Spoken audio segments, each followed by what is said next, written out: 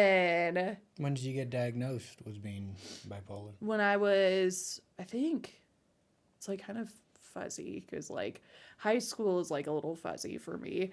But it was either like my senior year or right when I graduated. It was like right around that time. And my mom finally went, I want you to sit down and like talk to somebody. First time in my entire life, you know. And so I like sat down and I was, you know, like talking about this with this like therapist, and he goes, well, like, tell me more about like the thoughts you get, or like tell me more about like how you feel like on your own or whatever.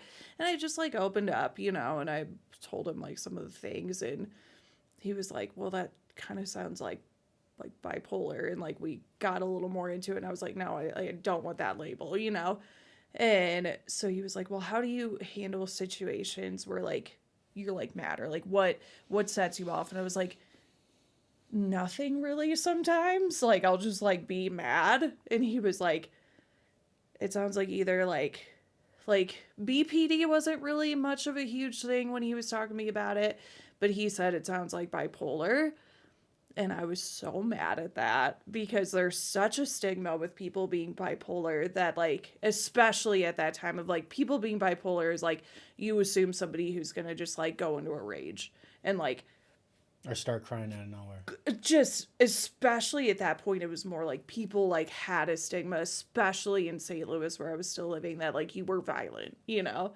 And I was so mad about that. And I was, like...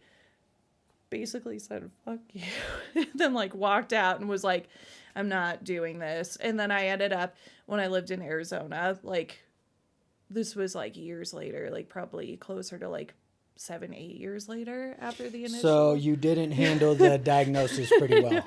No, probably. I probably walked away and he was like, proving my point.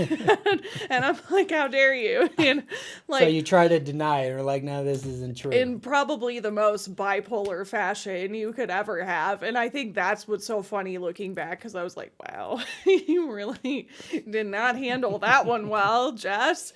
And then when I went and made the decision myself in Arizona to go, and like, I was like already in like couples therapy. And then I was like, I'm going to go and do therapy on my own too. And I like went to therapy, really like went through these sessions and like took it seriously. I was in a better space to like handle. And they said, yeah, you're like bipolar. And like reiterated. How'd you take it that time? I was like, bummer.